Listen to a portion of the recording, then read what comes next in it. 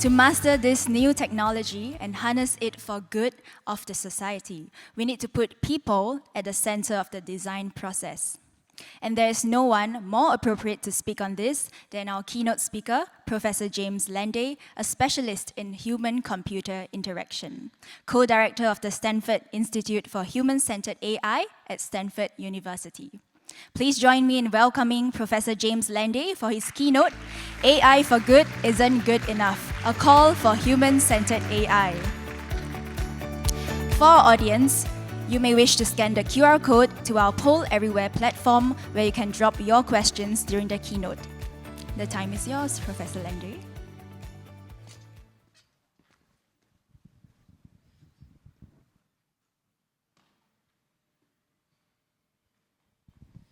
Thank you for that kind introduction, and thank you for that great introduction to the area, President Tan. So AI is a powerful tool, that's why you're all here. But I think it's critical that we design AI systems at what I term the user, the community, and the society level if we want to create AI systems and applications that are going to have a positive impact on our society. I've been working on defining this new model of design for AI over the last couple of years, and today I hope to make these ideas clearer as I speak about the need for a more human-centered view of artificial intelligence. So you all know AI is taking the world by storm in many different areas, from scientific discovery with tools like AlphaFold that are changing the way that medicine is going to be practiced as well as the way medicines are going to be discovered, to natural language processing where we're able to do usable speech recognition on our devices without thought, or use social networking sites or review sites where we might see comments in any language and have no problem translating it to the language we want to read it in, to even AI-driven fashion design where fashion houses are using AI to predict what the styles are going to be in the next season so that they're not producing styles that are going to get thrown away. I've also heard about instances of AI being used here in Singapore, for example, helping dental chains to better produce treatment plans for dentists who have less training than others in their chains.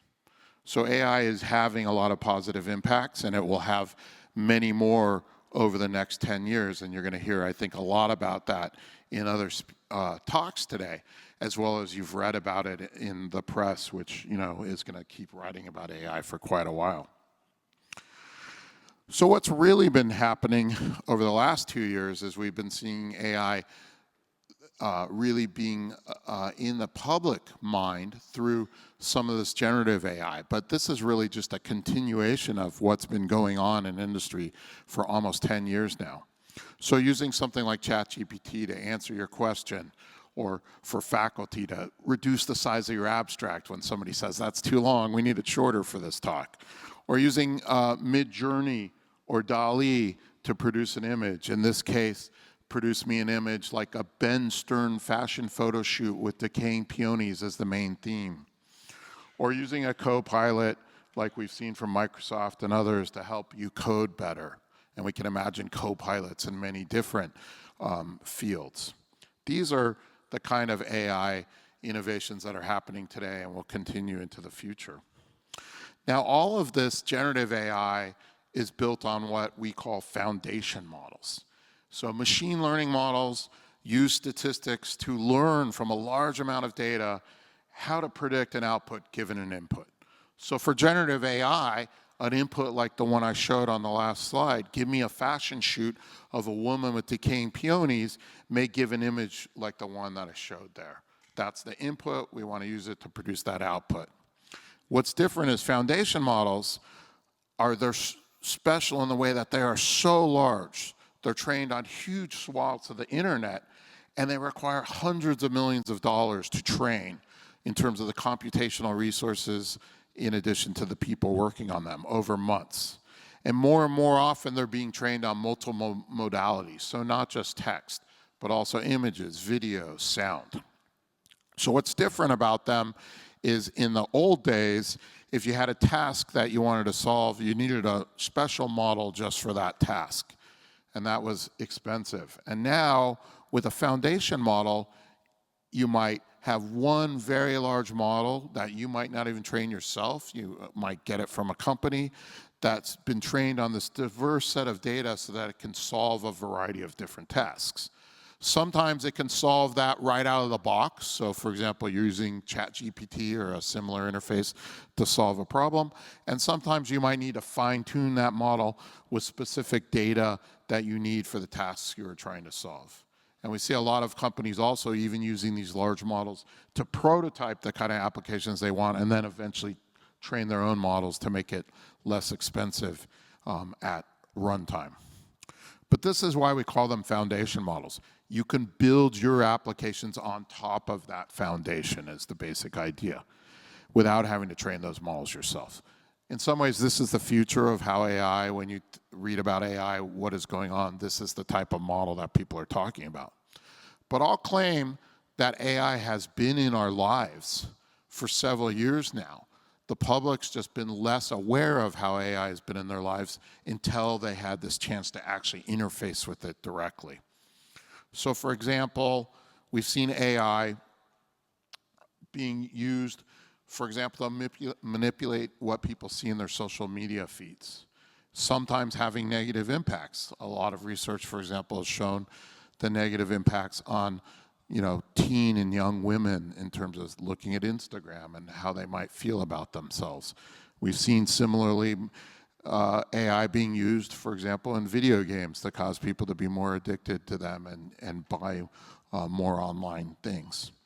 We've seen AI being used to manipulate folks in terms of what they think of as fact or fiction and to be deceived. We've seen this obviously in the United States, but in other democracies all over the world, so manipulating data.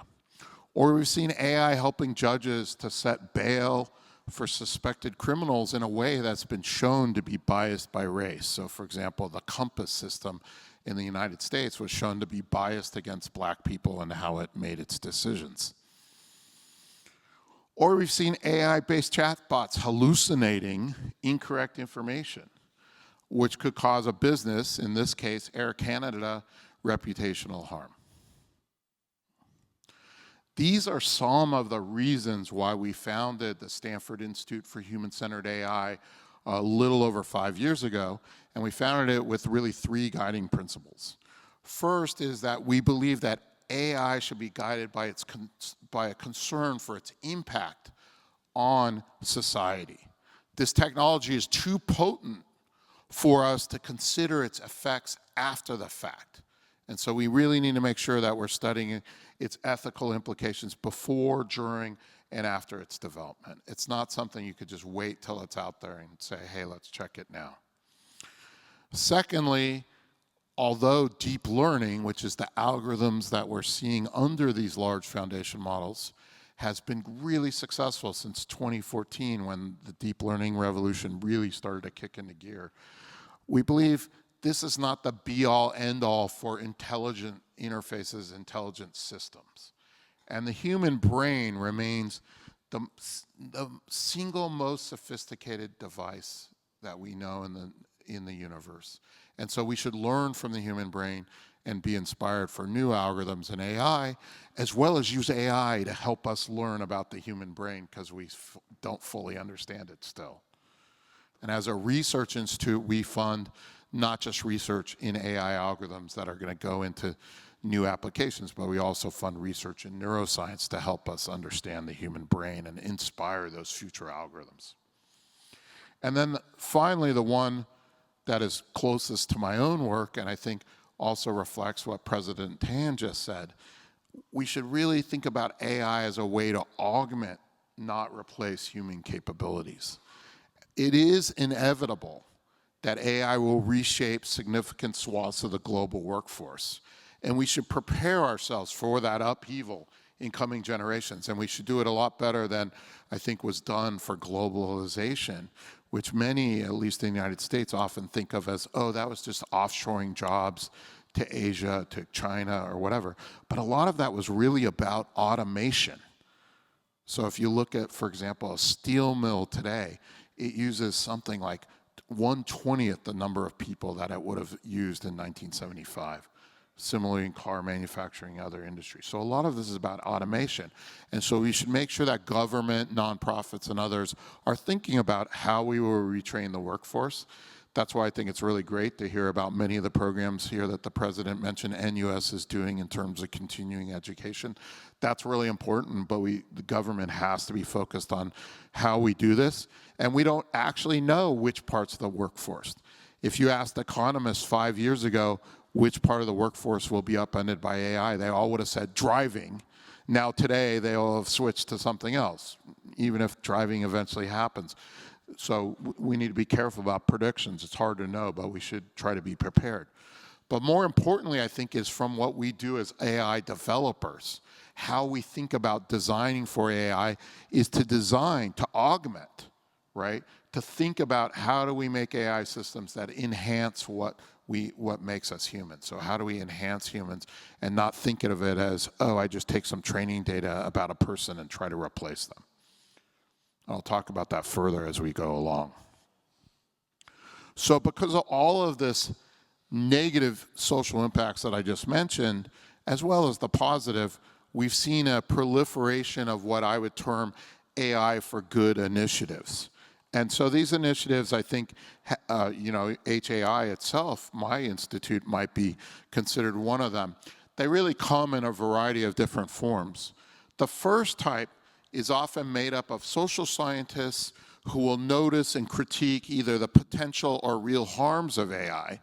And that's useful, but that doesn't really help us figure out how to apply AI well in the first place. It's more after the fact, say, oh, you didn't do it right here. And so we really want to figure out how can we get to these warnings earlier? How do we proactively design to avoid these issues? The second type of effort, which is both more common and often fails, is when technologists try to go it alone. So typically, AI experts see an important social impact area like education or health, and they apply AI naively so that it doesn't really work out well in practice. This has happened repeatedly, but very acutely, for example, in short-term crises like COVID. It's also occurred repeatedly over the long term. So for example, in 2016, Turing Award winner Jeff Hinton, and for those who don't know, the Turing Award is like the Nobel Prize in computer science, and Jeff Hinton won the Turing Award for deep learning, this technology that we're all relying on when we talk about AI today. So Jeff Hinton said, we should stop training radiologists now, as AI will easily surpass humans within 5 years, okay? Luckily, most medical schools did not listen to this advice because it's been more than 5 years and this has not really worked out, okay? We still need radiologists. It's not worked out in AI in radiology, not in AI in skin cancer detection, and not in AI in several other areas. One of the reasons being that often researchers train and test their algorithms on data sets that kind of miss out on the messiness of the data and the workflows found in the real world. That's not to say that these algorithms won't reach human capabilities in certain narrow tasks eventually. In fact, a lot of the algorithms at this point are starting to show human-like or even better than human quality. I think the real problem here is when researchers make these kind of claims, they're not even solving the right problem. They're thinking incorrectly about what a radiologist actually does in their work. They're thinking of a narrow part of their job rather than the whole job. And so instead of trying to replace radiologists, we might want to instead have AI systems work in tandem with the radiologist to make this technology more useful, augment the radiologist's capabilities rather than try to replace them. So my Stanford radiology and AI colleague, Kurt Langlotz, wrote in one of his papers that got popularized in a New York Times article a couple years ago, he said, will AI replace radiologists is the wrong question. Instead, he wrote, the right answer is radiologists who use AI will replace radiologists who do not. And I think you could take that same sentence structure and replace radiologists with many other jobs, and that's kind of what the answer is. And so we need to think about how do we help those people use AI to be more effective in the jobs that they do. The big problem is we don't know how to design AI systems to have this positive human impact. And so I believe there's a better way to design for positive human impact. And that's what I call human-centered AI. So how do we get the positive outcomes from AI? That is, what would it have taken to have avoided those negative outcomes from a system like that Compass AI-assisted sentencing? And so to avoid these outcomes, as I mentioned in the beginning, we need to really design at this user-centered, community-centered, and society-centered level, and I'm going to talk more about that. And I believe if you do this, you'll have a better chance of creating technology that is going to have this positive human impact. So what do I mean by this 3 levels in human-centered AI? Let me take you through it. So first, human-centered AI is about who and the scope of who we study to find our problems, develop the solutions, and then evaluate the resulting systems that we build. So we need to think about who we're involving in this process. So to do this, we first need what I would term a user-centered design process. That is to integrate well-known techniques from human-computer interaction and design that account for the needs and abilities of our intended users early and often, and rapidly iterate and improve a design through rigorous testing. That will help us develop AI systems that work for humans rather than futilely trying to replace them. Now, this is a methodology that my field has been developing for 40 years, and it wasn't until about, I'd say, 15 or 20 years ago that finally industry started to see this as a standard way of building computer applications. In the old days, engineers would just say, hey, it works for me, it should work for your mom. And we know that's not true. So now user-centered design has finally become a fairly standard industry technique. But I would claim that AI systems are different. AI systems have side effects that go beyond the direct user of your system, whether it's people who are labeling training data in another country, or it's a community of people whose decisions that AI system are going to make decisions about. So there's side effects that happen more commonly in AI systems, and we need to make sure that our design processes start to account for those differences. So designing at the user-centered level is just not enough. As been illustrated by some of those harmful examples I mentioned previously, we can't just design around the user. That would be like designing for that judge in the sentencing system and creating a nice user interface for them to see the data, but that would ignore some of the underlying systemic issues that that system revealed. It would ignore the community that the system impacts, whether it's the people who are accused, their lawyers, their families, or if there's a victim in the crime or the community that is impacted, where do they come into this decision? And in fact, I would claim that if we start to think about the broader community that a system starts to impact and we start to engage in our design process, some members of that community or roles in that community, we might start to think of them as users too. So it might even expand our scope of who we need to involve in that previous user-centered design process. I would claim even that's not enough, unfortunately. We also need to understand what the impacts are on society at large. So if there's a system that we build that starts to be so successful that it's being used throughout society, it can start to have societal impacts. You can think of many systems like this. Think about Facebook, any kind of social networking that has become popular. That can start to have impacts at a much larger scale than just the direct users or their local community. So we need to think about it. For that Compass system, this is obviously not a problem you have here in Singapore, but for that Compass system in the United States, it starts to raise certain societal questions. What does it mean to have a large percentage of black males in the US in the prison system? Okay, that starts to be a big issue. And these are issues that have immense societal costs. And so for these type of systems, we might want to be able to forecast, if this becomes successful, what might the societal impacts be and how might I mediate them in advance rather than after the fact. Now, as I tell you this, you might sit here thinking, that sounds really hard. And in fact, it is hard. But it's especially hard for computer scientists and technologists who have no training on how to do analyses at this community or society level. And that's one reason that these types of systems really need to be built by interdisciplinary teams.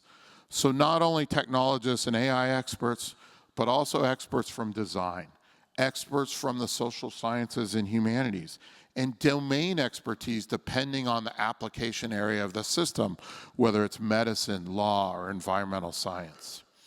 And these experts must be true partners on AI systems from the start. They simply can't be put off on teams to check whether something is safe after the fact, as we've seen in many of the existing systems. At that point, those teams don't have enough authority to cause harms to not happen. By then, there's too much money on the table. The decision to ship will happen. If they're on the teams at the start, problems that rise up can be fixed, and those experts will have social influence on their teams because they're members of the teams.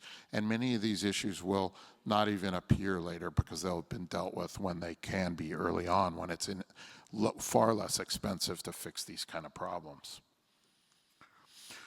So I want to run you through what this type of analysis might look like for something you've seen in the press. We'll do first autonomous cars, and then afterwards I'll use the same analysis to critique my own research and show where we didn't do things right and could do better. So here's a Tesla. It has this autopilot feature or full self-driving. Now, whether now or in, let's say, 10 years, autonomous cars will happen. It's just a question of how much autonomy and where it's used. If you're Elon Musk, you'll say, oh yeah, we've had that for years. And if you're a legacy car company, you might say, oh yeah, that's off another 10 years or maybe never. And it's just a question of, does it work in all locations, all weather conditions, all driving situations, or is it more limited? But I'll claim is that what most researchers, and I would say they were originally university researchers, because many of you might think this is a new field. Autonomous driving research has been going on for at least 50 years, okay? When I was a graduate student at Carnegie Mellon in the early 90s, there was a truck that drove through the park next to the campus. It only went about 8 to 10 miles per hour, and it had like 10 Sun Microsystems, if anyone knows what Sun Microsystems anymore is, workstations in the back of it to run this, but this was doing autonomous driving, okay? So this is not a new field. It's been going on for a long time. And what most university researchers previously and now industry researchers have done is really focus on that user-centered level, the driver, and how do I replace that driver and what they're seeing or doing within the car if it's assisted. So for example, in the Tesla, what might they see on the display, such as this large display that is often in the middle of the dashboard? Or what might they see on this display that's behind the driver's wheel to understand how it's seeing other cars around the car, and then maybe how it might get control back to a human if it's unsure of its inferences due to weather or something else going on. That would be user-centered level. But the other levels of analysis are also quite important to solving or even posing this problem correctly. So at the community level, we care about other drivers and their behavior, whether in autonomous cars or non-autonomous cars. We care about studying interactions with pedestrians and bicyclists, okay? And these other levels are actually where a lot of the problems have occurred as autonomous cars have gotten deployed into the real world. And it's because they've been kind of an afterthought. And many of these problems might have been avoided if they had been considered much earlier on the conception of autonomous driving. And they would have saved a lot of money, for example, deploying cars and then noticing, hey, people drive very differently when they see an autonomous car around them, which in my neighborhood you'll see all the time. Autonomous cars are on my residential street, I'll see them practicing. Well, they could have predicted that if they had studied this at this community level earlier on, rather than after spending a lot of money and saying, oh, we have to change how it works. And worse than money is deaths, So one of the first deaths from autonomous car was somebody pushing a bike across the street at night. They had thought about bicyclists, they had thought about pedestrians, they hadn't thought about pedestrian pushing a bike, and unfortunately that person lost a life, okay? But finally, we want to think about this society level. What are the impacts of autonomous cars on a city or a region? Maybe the impacts are not as positive as enthusiasts might lead you to believe. So some studies have shown that autonomous cars will lead to more traffic and more deaths due to driving more miles. And people will live further away and send their cars around empty. So the deaths one, I think we have to take with a grain of salt. That one's really hard to figure out, because if autonomous cars drive a lot more safely, we're going to save a lot of lives, especially drunk driving, where a lot of deaths are with cars. That should reduce significantly. But deaths are also related to, if we just look at the percentage of accidents and the number of miles driven, if we double the miles driven and we only reduce by less than half the accident rate, then we might actually be worse off. That one I'm less sure of. But let's think about traffic. So these aren't just newspaper headlines, but are based on research. For example, transportation experts at the University of Texas, who found, at least in the Texas Triangle mega region, which there includes the cities of Austin, Dallas, Houston, and San Antonio, those researchers found that autonomous cars were likely to swamp traffic due to the changes that AI-based cars will bring. So just to give you an idea of why that is, I live on the Stanford campus. It's about 50 or 60 kilometers south of San Francisco. If I drive up to San Francisco with my family to see a show, I'm not going to pay $50 to park my car. I have an autonomous car, I might as well send it back to Palo Alto, park in my driveway. Or maybe there will be an entrepreneur who will open a secure garage in a much cheaper place like South San Francisco, still 10 to 20 kilometers away, and I'll send my car around empty, right? So similarly, it's very expensive for me to live on the Stanford campus. It costs millions of dollars for a house. Maybe I'll move 2 hours to the east, to the Central Valley of California. I might need to spend more on air conditioning. It's quite hot there. But every morning I can just sleep in my autonomous car on my way to work, or do PowerPoint slides, because that's what we faculty do, okay? And I'll save money. But now I'm going to be driving farther away because of what that power allowed me to do. I'm not arguing to you that autonomous cars are actually a bad idea. Just for this saving on fatalities, it might be the right thing. Or maybe as my beard gets really gray and I can't drive anymore, I'll appreciate the mobility to get out of my home and go places. So there's other trade-offs. But what's really important is that we think about these trade-offs and think about these issues at the early stage.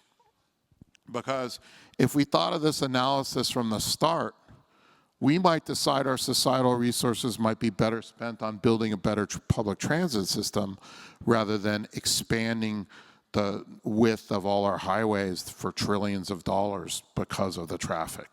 Those are what the trade-offs are, but we have to think about it early on so we can decide as a society, no, that's worth it. Yeah, we'll expand our highways, that's what we want. But we shouldn't just fall into it because people who have power in these companies have decided for us what we want to do. So if we only design at the user-centered level at the start, we might ignore these important questions until it's too late. And I would claim these are questions of power. Who has the power to choose what we do with our societal resources? Right now, at least in the United States and Europe, that power is really concentrated, whether it's in these large companies for building these autonomous cars, or if we think about foundation models, concentrated in a few companies that have the resources to build these large foundation models. And you might think that there's hundreds of foundation models. There are, but none of them are at the quality of the ones that are produced by only 3 to 5 players. And they control a lot of that business. So now I want to take the same analysis and apply it to one of my research projects just to show, hey, I can criticize others, I can also criticize myself, and show you how it's made our research go better. So one of my projects is really based on noticing the human condition, that a lot of people have a lot of issues, like, for example, Americans are overstressed, inactive, wasteful, uninspired, often feeling isolated at home or work. I'm sure nobody in this room, okay? So we started this project with this observation, but we also observed that many of the people spent their time inside the built environment with these afflictions. 87% of our time in homes and offices, according to the US Environmental Protection Agency, and without thinking about how that built environment could be shaped to impact people's health and well-being. And so we really wanted to understand how the features of the built environment, such as materials, access to light or nature, as well as their user experience. So for example, the noise or what you see on dynamic digital walls might impact people's well-being. So that was really the start of our project. And we noticed that there was this growing awareness that our time spent in buildings can negatively impact our wellness, but that the science behind that awareness and the recommended strategies for dealing with it were quite thin. That really surprised me when I started the project with my colleagues. I thought the architects and the civil engineers would have a lot of really good data on understanding how the built environment affected our health and wellness, and that they had done very controlled, careful studies. They, in fact, had not, which was a surprise for me as a researcher. So we had this initial idea of a model that illustrates how building features affect individual outcomes, organizational outcomes, and societal outcomes, how they're all linked together. So in fact, we had this model, an original slide for the project maybe 5 years ago. So by building features, I mean things about the design and construction, but also the user experience. So for example, how noisy is it? Is there access to natural light? For example, we're in this room, no natural light, right? We're in a kind of a cave here. How noisy is it? What type of material is used? Is there access to nature, plants, or anything, right? How does that affect us?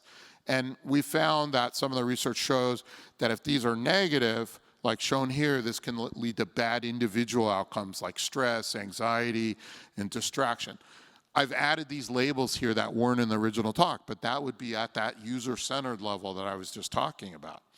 And those in turn can lead to bad organizational outcomes or community outcomes, such as a lack of productivity, waste, or even a lack of feeling like you belong. That is community level or community centered. And then finally at a society level, those things could impact our economy, our environment, our public health and well-being. So at least at the start of this project, we were actually thinking of those three levels even before I had kind of identified those levels as being what was important. We started with a vision for what an office of the future could do. So imagine this office in the future where, for example, we could detect the stress of a worker and adapt their space to have more natural scenery, or we could lower the lights and we could change the music to reduce their stress. As a designer, I always say, though, you have to be careful how you design this. We can't just suddenly start playing cool jazz and then my grad students are like, oh, James is stressed out again. What's going on, right? So how do you do this in a privacy-preserving way, for example?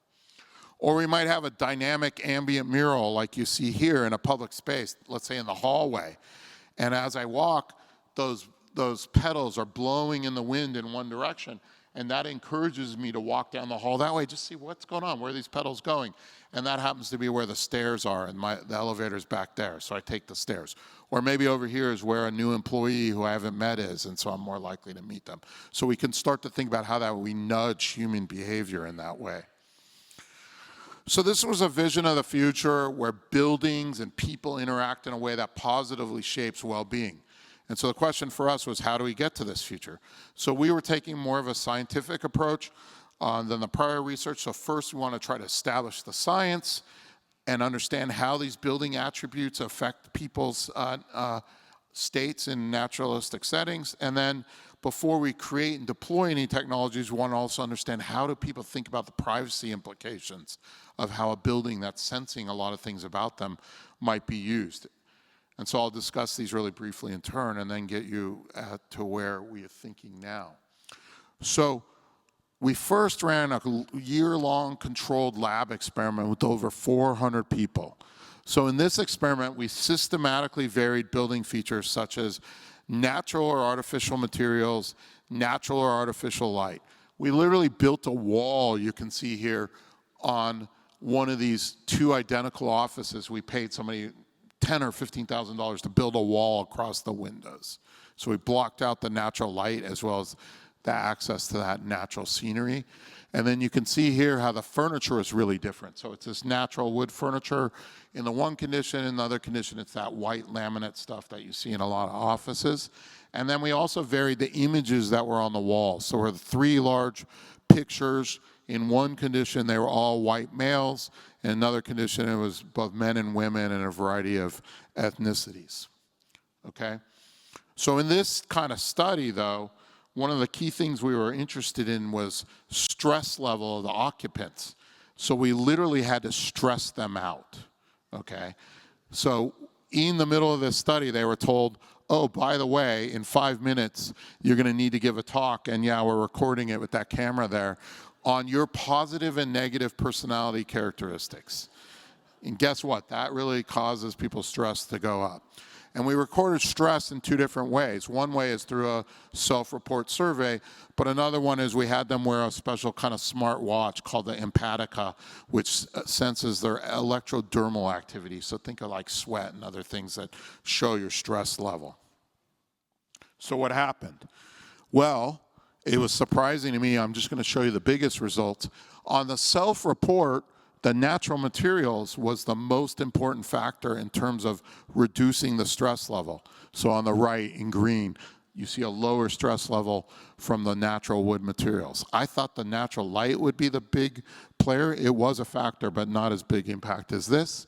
And similarly here you see the EDA results from wearing that stress detector, essentially. You'll see that the green was lower and recovered more quickly. So again, we saw the natural materials worked out better here. As I said, we also saw impacts of natural light, but not as large. We saw some other impacts of natural materials on creativity, which was something else we cared about. We saw some belonging results for people who are in minority groups on the self-reported stress. All of it's in that journal article, but the big one really, and the surprise to me, was the materials. So more research needs to be done there. Now, long-term hope is to have a system that people are interacting with over long periods, not just come into our research lab for an hour.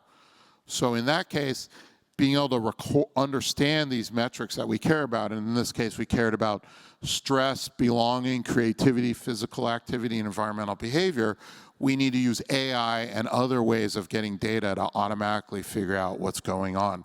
We can't have people filling out a bunch of surveys all the time, which is what you do in a lab study. I would note we specifically did not look at productivity because that's one that actually has been studied a little more, but also we didn't want to get into the situation of a building that is just sensing people's productivity and then could be used in a negative way. For example, you're an Amazon warehouse worker and as you don't pack boxes fast enough, you're fired. And so we know that will occur, but we didn't necessarily want to be the ones creating the technology to make that easy to deploy. So the way we get at people's sense of well-being or stress or creativity is by triangulating between 3 different ways. So one actually is self-report, but instead of filling out these long surveys, we use something we call the experience sampling method. You just ask one question, maybe multiple times a day, but it's a question you can answer really quickly on your watch or phone. For example, how stressed are you on a level of 1 to 10? And that's it, and you're done. So it's not a 200 question survey that you're filling out. The second one is the building data. So buildings now have all these sensors that have mainly been put in there for environmental or security reasons where we can tell how many people are in a room, who's coming in and out, how much water or garbage has been produced, how much recycling has been done. We can use that data also in the system. But finally, people are wearing these personal sensing devices, whether it's carrying a phone, wearing a smartwatch, some people, we have rings, or even just using a laptop. We can sense people's stress level, for example, from just someone's trackpad usage. So there's a variety of these physiological sensing that is occurring today. Now, one of the issues there is that's really personal data.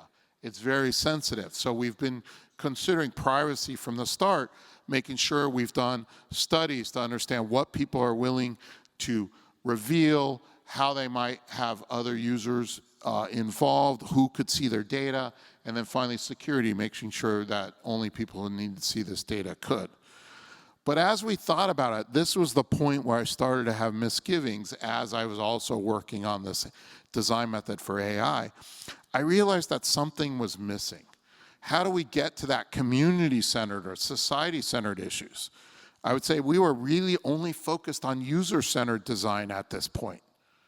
There's maybe a little bit of community, but it was really about the user. And I have to say, as somebody who worked in human-computer interaction my whole career, that's my fault. Like, we think of user-centered design as our core thing, and we weren't thinking at those other levels.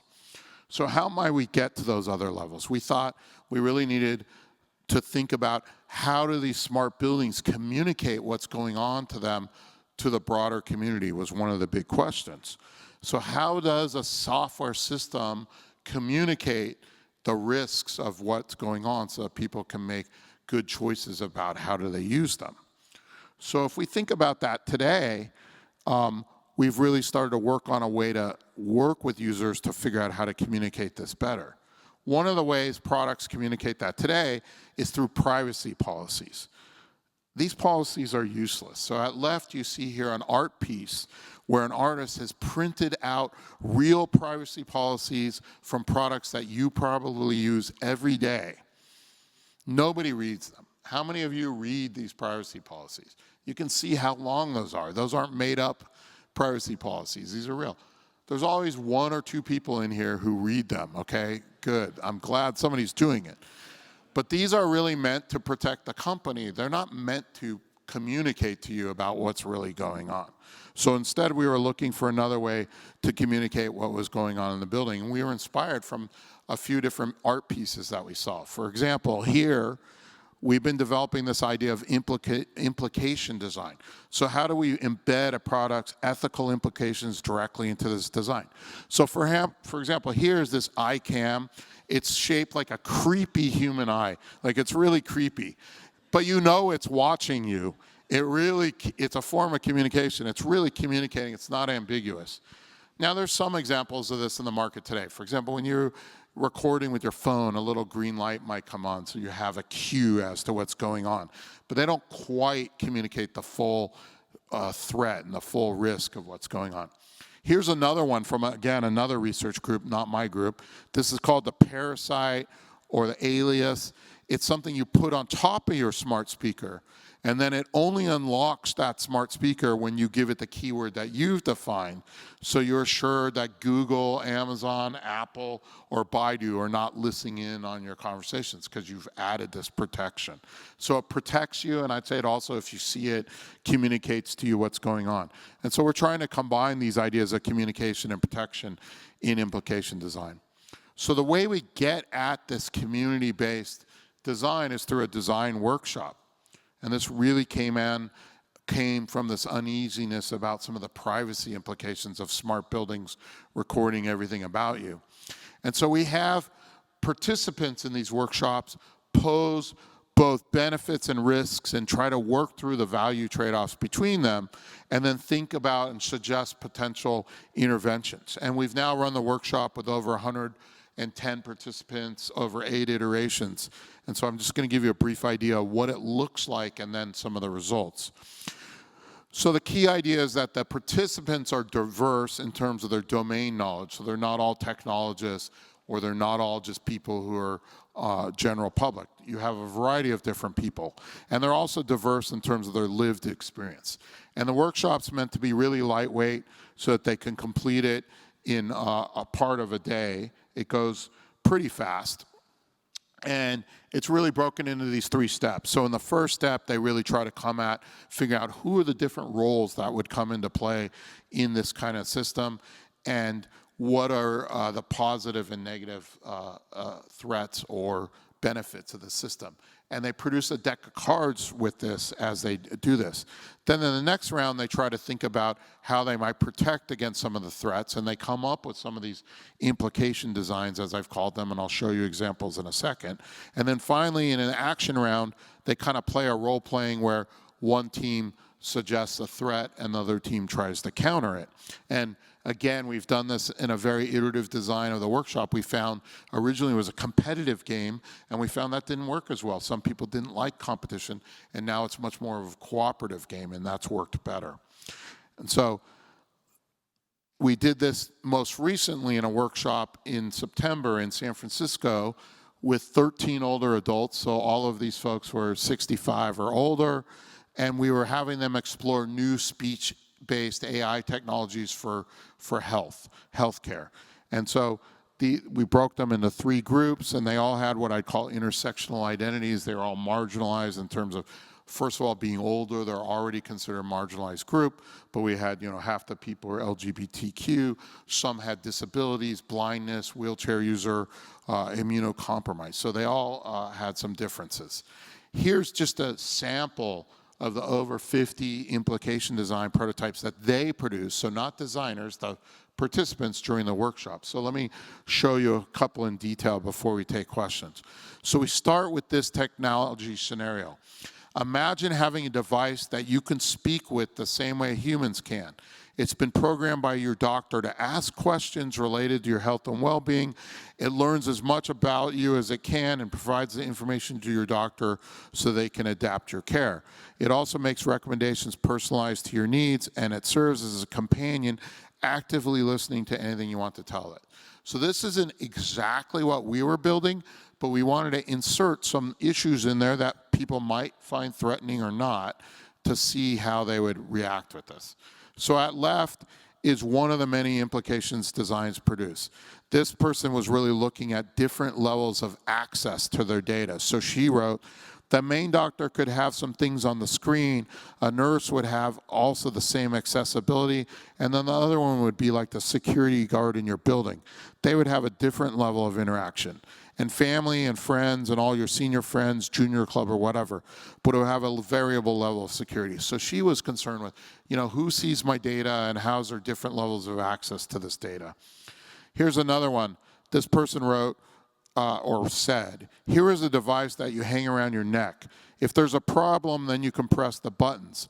Blue button if you are panicking. You can press the blue button, it will regulate your breathing, relax, calm down. Red, stop everything. Yellow, resume life. Okay, what's really important when you see these designs is to understand these aren't real designs. These are starting points for design. They're getting at the problems these seniors see in a way that might be different if I just gave them a survey or if I went and interviewed them. By getting them involved in creating it, you start to get at what's really their issue.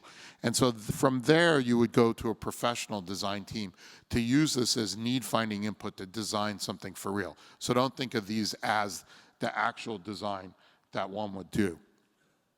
So if I use this human-centered AI lens to analyze the 3 levels of this project, the hybrid physical digital spaces project, it might look like this. So at the user-centered level, we work and design with the building residents, the companies that lease the space, the building managers, the building owners. At this community-centered level, we might work with anyone who comes into the building, whether it's a delivery driver or a visitor, or maybe a food vendor who has a truck right outside. That starts to be broader sense of community. And then at the society-centered level, we need to analyze how might these systems interact with many different groups. For example, people with disabilities or other marginalized identities who might not want that to be disclosed to the building. That might be private information. But it starts to also raise questions of privilege in society. Who has access to these fancy health-shaping buildings and who does not? And what happens if the building is used for workplace surveillance? Is that a problem? And so I would say we've mainly focused at these lower levels of analysis, but this workshop method has really been pushing this project to be able to ask these bigger questions, and we probably should have asked them 5 years ago when we were starting rather than after we've done a lot of work. So these questions, again, at the society-centered level of analysis, start to really analyze questions of power again. So I'd say power is often left out of technology research. And by power, I don't mean how much power does the chip use. I'm talking about power, how are decisions made, who's in control. And for example, if the decision makers decide they want to prioritize the user-centered design for managers over the community-centered design for the workers, then you get this kind of surveillance state building. And so what must we do as designers if that's what we did not want to produce? How would we counter that kind of design? So what I want you to take away from this introduction, and that I think you'll get from the rest of the day as well, is there are really many great applications where we can use AI to help people be better at their tasks. So as I argued earlier, and President Tan argued, how do we augment people to be better at their tasks? That's the key. We want them to augment them to be better learners, better designers, or take better care of their body. But the key is that we need to keep users, communities, and society's needs also in mind as we do that kind of design. We need to keep those needs at the center of smart interface design. And it's critical that we design at those 3 levels. Now, you might be worried, oh, this AI stuff, it's happening right now. We need to get it right away. Yes, this is happening, but I think this is going to be a 5, 10, 15-year change to society. It's not going to all happen overnight. A lot of the vendors out there are scaring companies to say, oh, I got to implement it all now or we're going to be out of business in 2 years. It's not really going to occur at that rate. But it's important to be figuring out these issues, and we're even figuring out what is a better design process to design AI, and this is going to take time to validate that and figure out a process that you could teach in your introductory classes here at NUS and send people in the field to do. So there's still research involved in this. So we're in the early days, but you could start, if you're designing AI systems, by simply going beyond your direct users and get out a broader community of people around your systems, and you will already do a better job and have a higher possibility of having a positive social impact on society. And you'll create systems, I think, that are going to be better in the end. So thank you, and I think we have some time for questions. Thank you, Professor James Landay. Okay, unfortunately, we only have 5 minutes for one question. So maybe I'll read you the top voted question. It's okay, I'll read you the question. Okay, so the question is, what are some practical steps that companies and organizations can take to prioritize human-centered design in AI development? Can you say that one more time? What are some practical steps that companies and organizations can take to prioritize human-centered design in AI development? Okay, so practical steps. I mean, one is that I mentioned there is simply getting people onto those teams who aren't just technologists, right? That's going to be really core, right?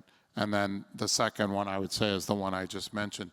Just try to get beyond simply your direct users and think about who else might be impacted, whether it's vendors or helping labeling training data, which is a common thing for many of these systems, or is it communities that are impacted. So here in Singapore, I know there's a lot of emphasis on, hey, can we use electronic systems, whether it's apps or other things, to help people with health, education, et cetera.